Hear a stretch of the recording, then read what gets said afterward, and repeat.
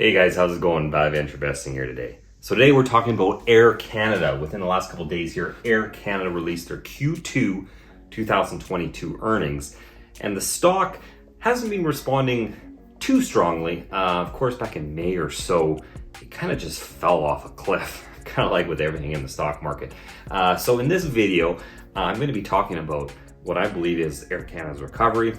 We're going to go through the quarter. I'm going to give you the good, the bad, and tell you what I think about the stock. First thing we're going to do is I'm going to go over the top line items, some of the important things. Then I'm going to go over some things that I took out of the conference call. And then we're going to look at their financials and go on a year-over-year basis. Here I did Q2 2022, and then this is last quarter, Q1 2022, if you watched my last video, and then Q4 2021. So the last 3 consecutive quarters. Now, passenger revenues was a big thing. Over $3.4 billion. We're really starting to see this demand come back. This recovery, the last quarter, we were under 2 billion, 1.9 billion. And of course, Q4, and this is, I'll mention this as well, this is a strong quarter. This is typically a holiday quarter. Of course, there's a lot of strange things going on right now in the market. But this quarter right here is typically a pretty strong quarter, and they're over $2 billion. So we're seeing some pretty good results here. Cargo revenue was 299 million. It has decreased. They're saying not as much was focused on cargo in the Pacific region specifically. But as I've said before, this is something that I want to focus on that I think could be really good in the future. We're going to talk a little bit about that. Of course, last quarter was 398, and the quarter before that was actually even more at 490 million. So this is something I'm watching very closely. There was $241 million, a little bit down from last quarter, but up from the quarter before. So the total revenue was almost $4 billion. We haven't seen this in quite some time. Last quarter was about 2.5, one before that, 2.7 billion. So again, very strong numbers. Net income, of course, we still have a loss of $386 million. But this is hopefully narrowing. Last quarter was 974, almost $1 billion, right? So we're still in recovery mode. EPS is $1.60 versus $2.72, and those are both losses for the last 2 quarters. Cash is something I've been really impressed with their ability just to manage their cash. They're not really tapping any of these government programs or anything like this anymore. Almost 8.7 billion, 8.689 billion. Last quarter was 8.5 billion, so cash is actually up. We're going to talk a little bit about their free cash flow. So overall, some really strong numbers. Then we went into the conference call, and it only got better from here as far as I was concerned. They mentioned a lot of different numbers. So just to kind of throw some at you, just to give you an idea about the recovery. In terms of Q2 2019, they always like to compare to 2019 because I guess it was a very strong year. It was right before COVID hit, right? So Q2, which is the same quarter in 2019, they're at about 80% of that passenger revenue. So that shows how far they've come. 80% of the revenue that they got before any of this happened, they're at that right now. In terms of Q2 2021, which was during, when all this stuff was kind of still happening, they had 8 times as many passengers in terms of, passenger capacity. So there's a lot more different numbers too as well. But those are 2 that really stuck out to me. And kind of one of the reasons where I'm like, why is this stock not responding more than it is now? I mean, if you think, I would think it should be back up almost to the levels that it was at, back in May, June kind of thing, right? Of course, there's a lot going on right now in the markets that seem to be kind of turning. Air Canada seems to be kind of turning here as well. It's going up quite a bit, but there's still a lot of fear. But we're going to actually talk about that too. We're going to get into that as well. In terms of business travel, from March, it went from 40 to 60% of 2019 levels. So that just sort of shows you the acceleration. In March, we're about 40% of the levels in 2019. And then about this quarter, we're about 60%. So they said they expect to see that coming back, and they've actually seen that coming back. Another thing here, 4th quarter in a row of free cash flow. So that shows you their strong cash position, because free cash flow is after the capital investments and stuff like that. In terms of cargo, like I'm always talking about cargo, they purchased 2 more cargo aircraft, and these are expected to be delivered in 2024. So they obviously haven't been giving up on these or anything like that, right? So their fleet is pretty damn impressive. So that's something that I thought I'd mention as well. They also had they talked about delays, lost luggage, and they kind of blamed it all up on pent-up demand, specifically that Canada was one of the countries that kind of kept on these restrictions the longest, and they were kind of not expecting the amount of demand. So just something to mention as well, because you might have seen that in the news about lost luggage and stuff like that, right? So they were apologizing for that and, expecting it to get better in the future, kind of thing.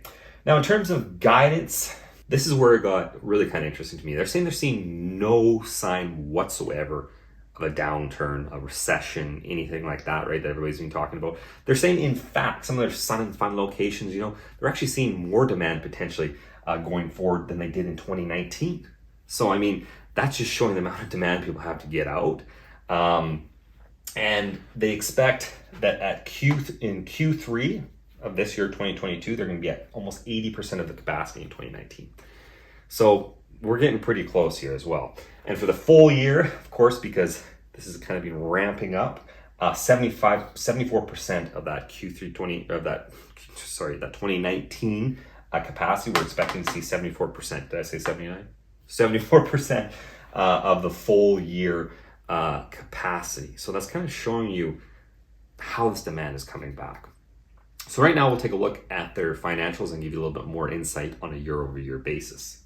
First thing we'll take a look here is at their balance sheet. There's not too much to look at here. I always like to look at their cash and cash equivalents. So their cash and cash equivalents is about 2.7 billion versus about 4.2 billion a year ago. Short-term investments were almost 6 billion versus 4.5 billion. So they've got a little bit more short-term investments. And then, so of course, their total cash and cash equivalents was about 8.6. So that was down slightly from a year-over-year basis, but pretty close actually. In terms of their income statement here, of course, looking at their operating revenues, it's very interesting to look at this on a year-over-year basis. Passenger was 3.4 billion. Look at that versus a year ago, 426 million. That's a massive increase. Cargo, like we said, was 299, but it was actually a little bit more, 358, because they were really focusing on that during the pandemic, right? So I hope, like I said before, that they continue to focus on that and grow that. It looks like they are. They have at least 2 more aircrafts that they purchased coming for that specifically. Other was up $241 million versus 53 million. So that's where we see the total revenues of almost $4 billion versus 837 million. So that's a huge increase. And one of the reasons where I'm like, why is this stock not responding a bit more? This seems to be some pretty huge recovery. Next section here, operating expenses. This might be the reason. Aircraft fuel, look at that, 1.4 billion versus 239 million. They talked about this and said this is, of course, because fuel prices have gone through the roof. And so this is affecting their bottom line, of course, right? But something to keep in mind, fuel prices are dropping. And they said that they're expecting this to get better. Of course, they don't hedge this like other airlines. So it's something that's kind of a little bit out of their control.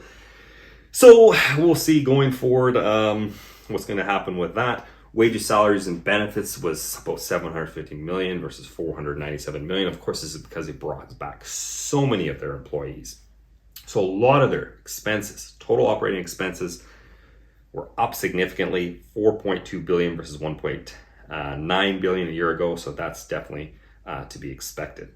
Now, in terms of their non-operating expenses, again, here we had foreign exchange loss, so 196 million versus 5. So that kind of affected things quite a bit, even though the total non-operating expenses were about 100 million versus 165 million. So the net loss for the period was $386 million versus 1.165 billion a year ago. So a huge increase in terms of their recovery. So of course, their diluted loss per share was $1.60 versus a loss of $3.31 a year ago. In terms of their statement of cash flow here, so their net cash flows using operating activities are actually positive of over $1 billion versus operationally negative 1.3 billion a year ago. In terms of their financing, you can see proceeds from borrowing. They borrowed a lot less, 123 million versus 1.1 billion dollars.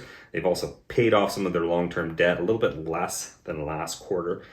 So their net cash flows used in their financing activities was 147 million versus a positive inflow of 738 million a year ago. But again, that's because they were actually tapping money that they needed. So you can see now they're not doing that. They don't care about that so much.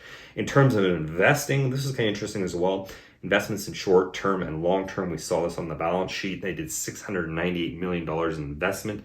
So to me, again, I even think I spoke about this with my Apple video.